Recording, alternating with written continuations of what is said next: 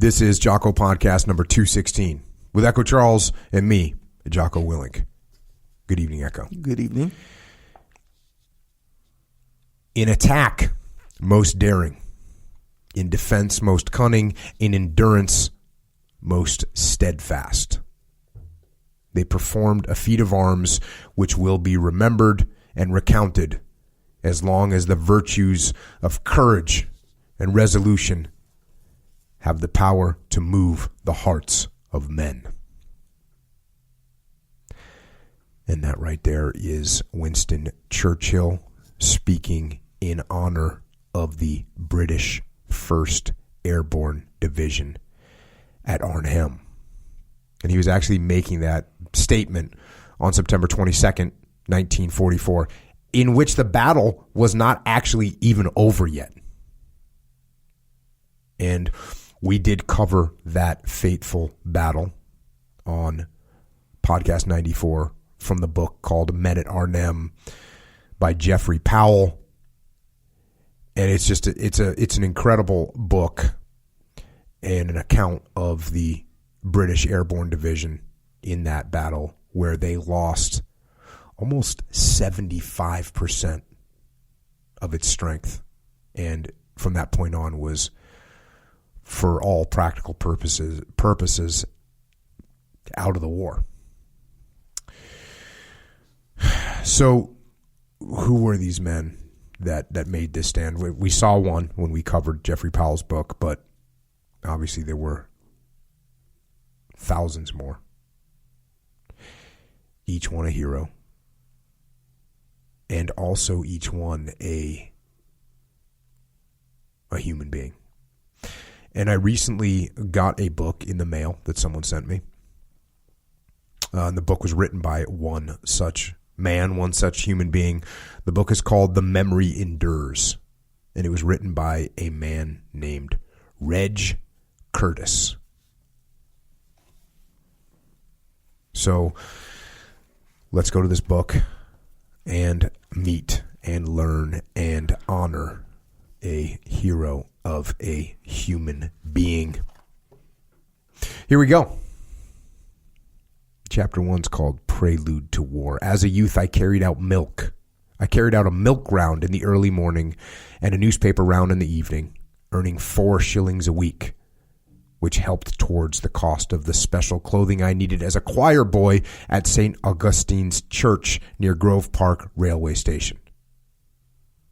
When I left school in 1934 at the age of 14, I got a job at Elliott Brothers, an electrical and mechanical engineers firm in Lewisham.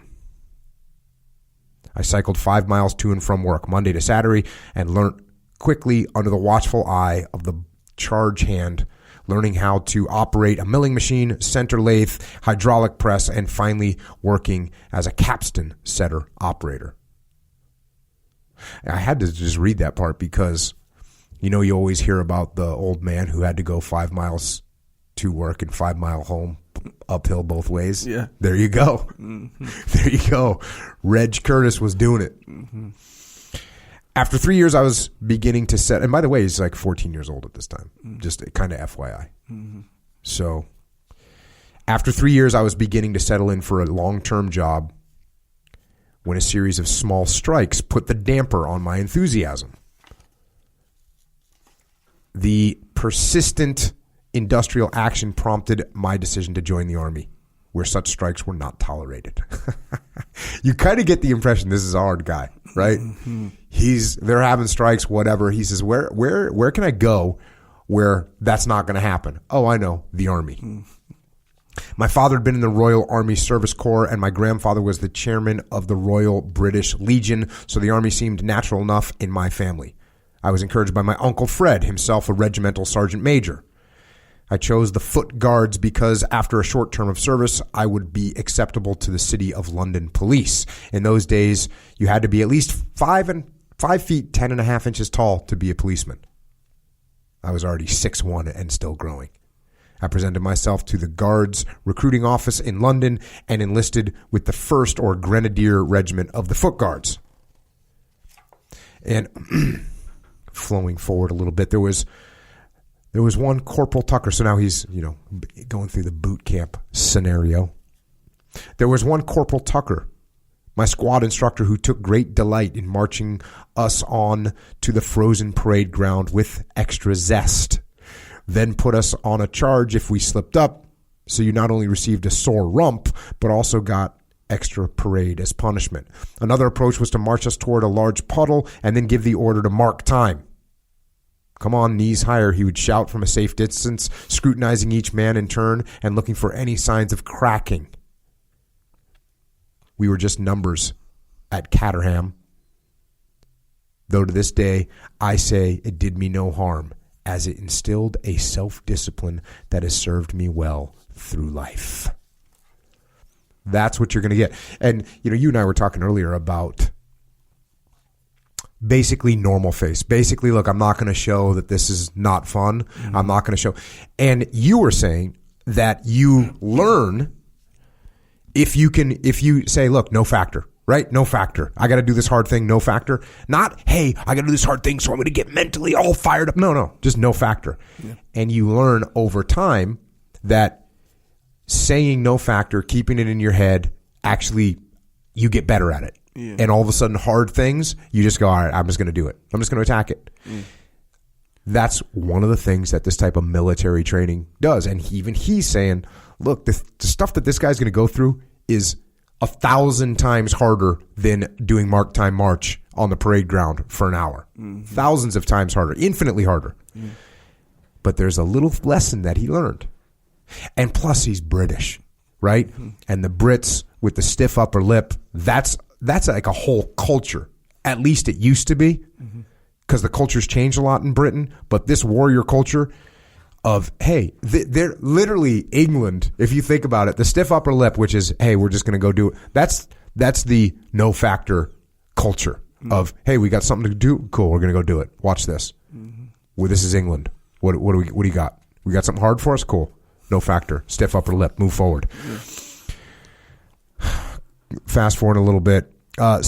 He gets like one of his first jobs is sort of guarding the royal family, and so he does some of that, and then moves on to kind of the regular army.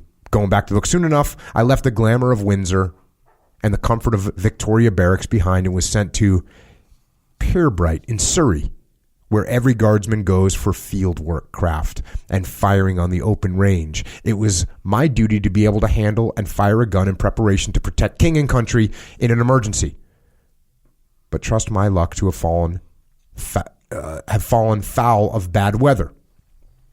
It was not really my cup of tea to prostrate myself on a wet and windswept firing range with the sergeant breathing down my neck, whispering words of encouragement, an added supply of rainwater running over me in torrents from his ground sheet cape.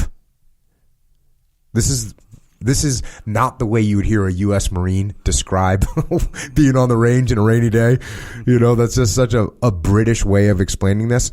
And then he continues on, it must have done some good as I made first-class shot, though for what purpose I was not yet sure. So, guess what? This is post-World War I. I want to say this is 1939 when he enlisted. So there's, or maybe 30, maybe in 38. Actually, I think it's 37.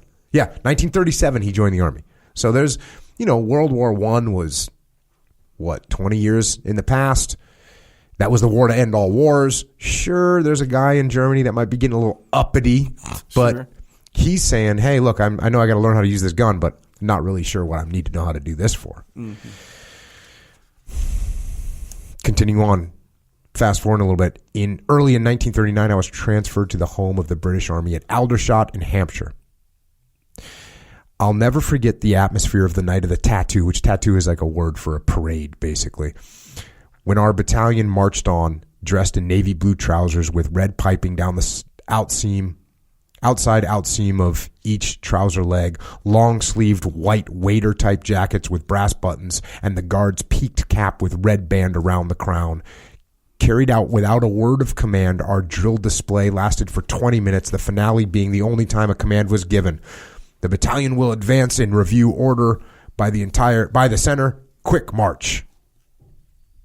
450 men moved as one. And the reason I highlighted that, once again, when you just think about human beings, right? psychologically in that moment. Look, you're a cog in the wheel. That's all you are. You're a pawn on the chessboard. That's all you are. But, and he says it, like that feeling that you get of being a part of something that's literally bigger than you are. Hey, I'm just a guy out here in a uniform, but there's 450 of us moving as one. And there's some part of human instinct that likes to be a part of that tribe. Continuing on, in August, some mysterious goings-on began. Unusual apparatus in the form of digging equipment, both powered and hand-operated, appeared, along with wheelbarrows and mountains of little sacks, which turned out to be sandbags. Lorries loaded with sand would dump their contents at various points, and instead of the usual drill parades and kit inspections, we found ourselves filling these bags with sand and building barriers. I thought it must be some sort of giant exercise, and had no idea that it was in preparation for a real enemy. Being confined to the barracks with its own shops and theater, we didn't mix with the public, so knew very little about matters of national importance. Indeed, in those days, a serviceman was not allowed to discuss politics, and we would be put on charge if caught attending a political meeting. So these guys are completely isolated. And I'm thinking about, even when I joined the Navy and we'd go on a ship, we had no idea what was going on. There was no internet yet, and so we had no idea what was going on in the outside world. And even living on base, I mean, you at least when I joined, you had cable news, right? You knew the CNN was on, sure, and you're watching CNN, and you're knowing what's going on in the world. There's no CNN. There's no TV. Yeah. There's nothing. So these guys are completely isolated. They're living. All the stores they're going to are on base. The theater's on base. So they're just living on base, paying no mind to what's going on overseas. What does put on charge? Means get in trouble. Just in general? Yeah, just in general. Like, oh, he got in trouble. Yeah. Okay. So it's not like a, because there's varying levels of trouble. And it covers, and I'm glad you brought that up, because he uses it throughout kind of the book, because you can get put on charge for all kinds of stuff. Yeah. And so it's just a general term that means being in trouble. Yeah, maybe written up. Yeah. Maybe sent to the brig for a little time, whatever. Yeah. But you got put on charge. Yeah. No court martial, nothing like this, but could be.